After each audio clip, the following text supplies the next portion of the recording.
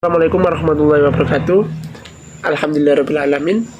Wabihi nasta'inu ala umuri dunya waddin. Assalatu wassalamu ala asyrafil anbiya'i wal mursalin sayyidina Muhammadin wa ala alihi washabbihi ajmain, amma ba'du. Gimana kabarnya teman-teman hari ini? Ya, di sini saya mewakili dari kelompok 2 untuk mata kuliah pembelajaran berbasis teknologi. Kan di masa-masa sekarang, di zaman sekarang perlu adanya teknologi yang canggih untuk menunjang suatu pembelajaran. Nah, untuk tema yang kita ambil hari ini adalah pemanfaatan e-learning sebagai media pembelajaran IPS jarak jauh.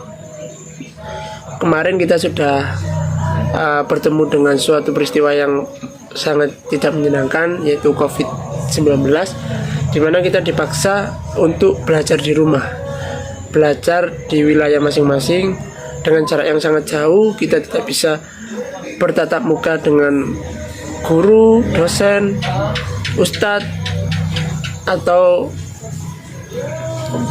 orang yang biasanya memberi pelajaran kepada kita, memberi ilmu. Nah, maka dari itu kemarin pemerintah membuat terobosan baru untuk teman-teman siswa atau mahasiswa itu tetap bisa melakukan sistem belajar mengajar meskipun dari jauh. Nah, pasti teman-teman sudah mengenal sedikit lah tentang e-learning itu bagaimana.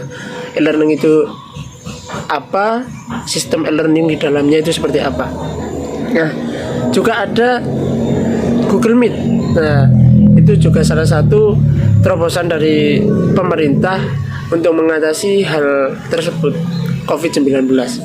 Nah, maka dari itu dari kelompok 2 lebih ke cenderung untuk membahas tentang e-learning, karena semua kampus pasti menggunakan sistem inilah, pemanfaatan e-learning. Jadi bagaimana pemanfaatan e-learning sebagai media pembelajaran IPS jarak jauh? Nah, simak materi berikut ini. Jadi di kelompok 2 ini berisikan 4 anggota, di mana yang pertama ada Vima Dwi Huda, lalu ada Amelia Fitri Ningtyas, lalu ada Hanifatul Zakia Afifah, dan saya sendiri. Temanku yang berbahagia, sebelum kita masuk ke materi inti tentang fungsi dan apa itu e-learning, akan saya jelaskan sedikit tentang ICTC yang sudah ada di layar kalian semua, yaitu Information Communication and Technology Class. Apa itu ICTC atau Information Communication and Technology Class? Yaitu hasil rekayasa manusia terhadap proses berkomunikasi, penyampaian informasi dari pengirim ke penerima sehingga lebih cepat. Nah, dalam hal ini biasanya kita temukan seperti WhatsApp, Instagram, bisa lewat, kalau medianya kita pakai smartphone, handphone. Nah, seperti itu. Kalau untuk sekolah biasanya ada Google Classroom, ada yang akan kita bahas nanti e-learning dan lain sebagainya. Nah, lebih luas sebarannya dan lebih lama penyimpanannya. Kenapa di sana dicantumkan lebih luas sebarannya dan lebih lama penyimpanannya? Karena memang untuk penyimpanan dari informasi yang akan kita sampaikan itu memang mudah dan memang nggak ribet gitu. Lalu dalam hal ini proses dari dalam kelas guna melaksanakan pembelajaran. Nah, untuk pembelajaran sendiri tentang ICTC itu bisa, kalau sekarang bisa lewat WhatsApp, bisa lewat secara langsung, biasanya di Instagram ada untuk webinar, seminar seperti itu. Lalu juga ada via Google Classroom, dan nanti ada juga yang akan kita bahas yaitu e-learning. Sekarang kita masuk ke penjelasan tentang e-learning. Apa itu e-learning? E-learning merupakan suatu jenis belajar mengajar yang memungkinkan tersampaikannya bahan ajar ke siswa dengan menggunakan media internet atau media jaringan komputer lain. Nah, mendefinisikan e-learning sebagai sembarang pengajaran dan pembelajaran yang menggunakan rangkaian elektronik seperti LAN, WAN, atau internet untuk penyampaian isi pembelajaran, interaksi, atau bimbingan. Jadi Nah, fungsi e-learning di sini adalah guru atau pengajar itu bisa menyampaikan apa yang akan disampaikan kepada siswa atau materi-materi yang akan disampaikan kepada mahasiswa itu melalui e-learning. Nah, di e-learning sendiri mungkin nanti teman-teman pendengar yang ada di sana bisa langsung dicek saja di Google, langsung diketik e-learning. Nah, nanti coba dicek. Di sana kita bisa memasukkan materi seperti PPT atau materi lewat PDF atau materi lewat Word. Nah, lalu kita juga bisa memasukkan link untuk penugasan, biasanya seperti itu. Lalu kita juga bisa memberikan link-link untuk video materi dan sebagainya. E-learning juga berfungsi untuk mendeteksi atau mencek teman-teman yang sudah hadir kuliah secara online. Biasanya bisa dicantumkan absensi di e-learning seperti itu. Jadi e-learning ini berfungsi untuk sistem pembelajaran dengan jarak yang sangat jauh. Tapi untuk sistem e-learning ini sendiri kita harus bisa menyediakan komputer, laptop, dan jaringan. Dan di sini juga ada penjelasan tentang 3 komponen utama e-learning. Yang pertama ada sistem dan aplikasi e-learning. Jadi e-learning bisa kita akses melalui Google Chrome atau juga bisa kita download aplikasinya di Play Store. Kedua ada konten e-learning, di mana konten e-learning ini adalah isi dari e-learning itu sendiri.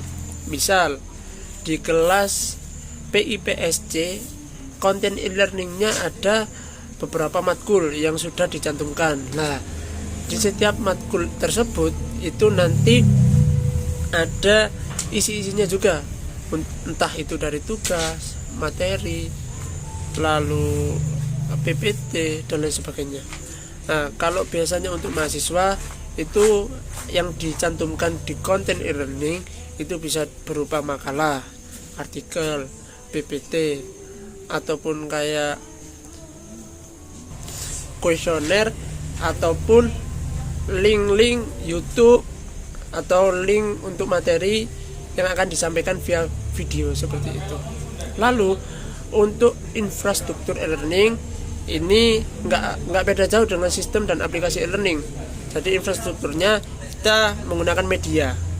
Setelah ada aplikasi, tentu dong kita pasti menggunakan handphone untuk mendownload aplikasi tersebut, atau laptop atau komputer, dan pastinya harus ada sinyal ataupun internet.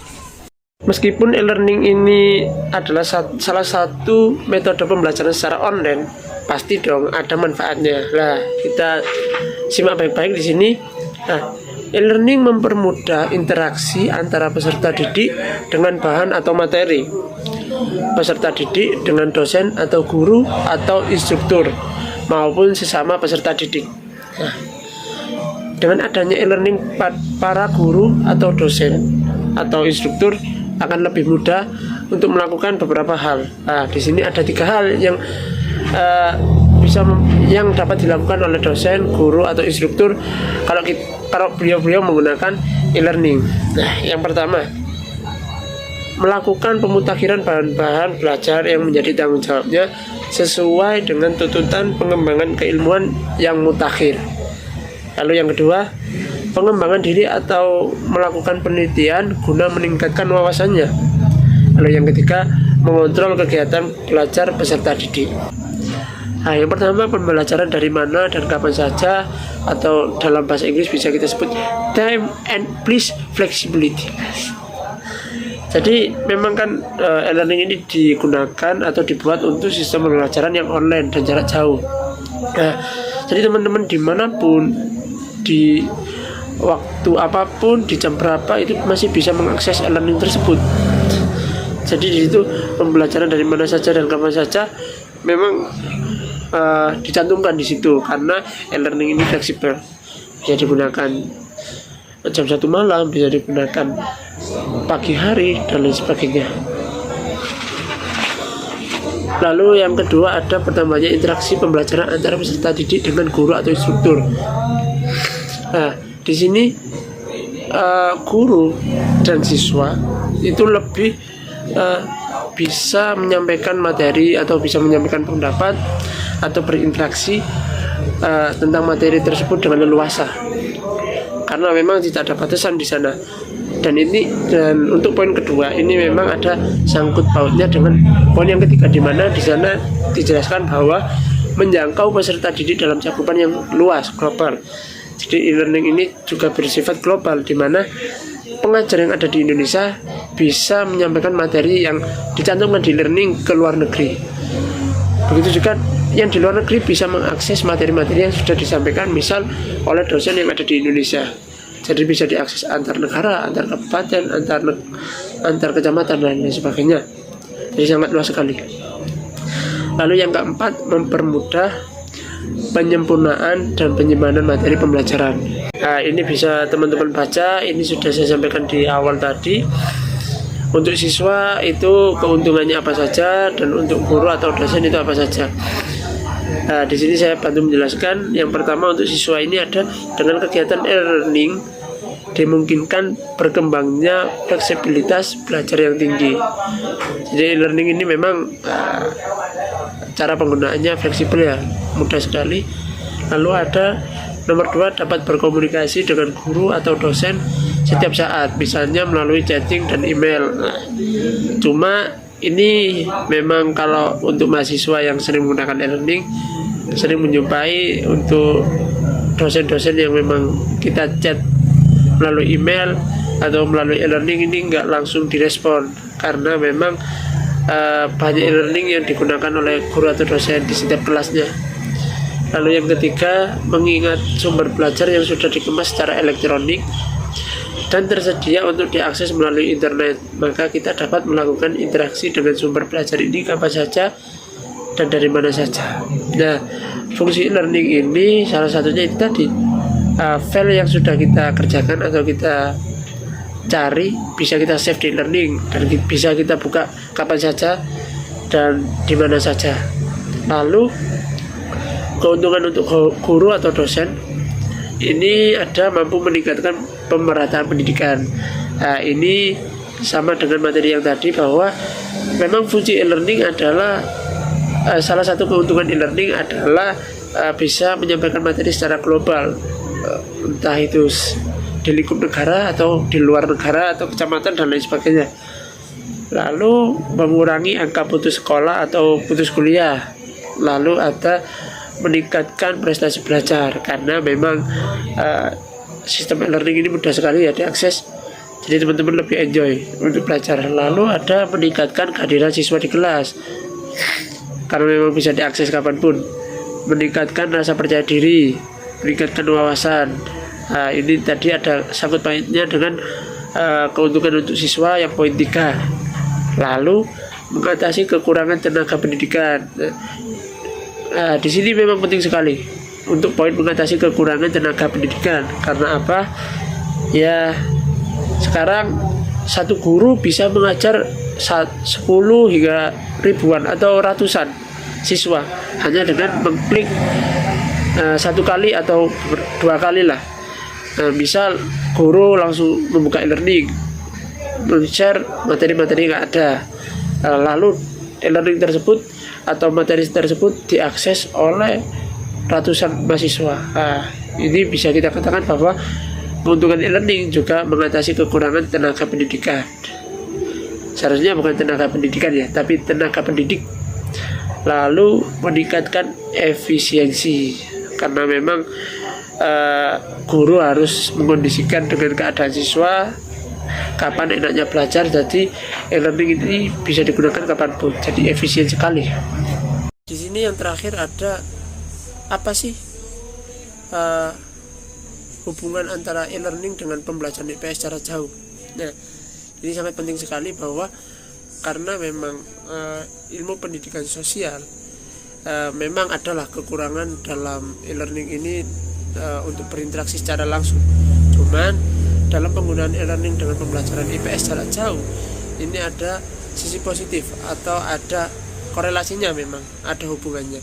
Yang pertama tadi seperti yang saya sampaikan berulang-ulang di awal, bahwa memang di IPS itu kita diajarkan untuk bersosial, di mana e-learning juga memfasilitasi siswa atau dosen untuk berkomunikasi meskipun dengan jarak yang jauh, bisa diskusi juga, bisa menyampaikan materi secara luas. Dan hubungan antara e-learning dengan sistem pembelajaran IPS jarak jauh, di sini teman-teman juga dimudahkan dalam mencari informasi atau materi-materi yang akan disampaikan, entah itu dari siswa sendiri, mahasiswa, atau dari dosen. Karena memang e-learning kan tadi sudah saya sampaikan bahwa sistemnya itu fleksibel, bisa diakses kapanpun. Jadi teman-teman bisa mencari materi atau mengakses materi itu dengan mudah. Apalagi teman-teman untuk mencari di IPS kan ada materi tentang sejarah. Untuk mencari sejarah tersebut kan kita harus memang mencari di Google, atau materi-materi yang ada di e-learning kita akses seperti itu kan. Nah, itu salah satu hubungan antara kenapa e-learning harus digunakan, atau penggunaan e-learning ini apa sih hubungannya penggunaan e-learning dengan pembelajaran IPS jarak jauh. Jadi seperti itu. Jadi itu tadi materi tentang manfaat e-learning dan penjelasan tentang e-learning, dan ada juga integrasi penggunaan e-learning dengan pembelajaran IPS jarak jauh. Nanti teman-teman bisa mengakses lebih lengkapnya di Google tentang apa sih e-learning, terus apa sih integrasinya e-learning dengan pembelajaran IPS. Itu nanti bisa selebihnya bisa diakses di Google, biar teman-teman bisa mengembangkan wawasan tentang e-learning di individu, di personal masing-masing ya. Mungkin itu saja yang bisa kami sampaikan di video kali ini. Kurang lebihnya mohon maaf. Wassalamualaikum warahmatullahi wabarakatuh. Salam sosial.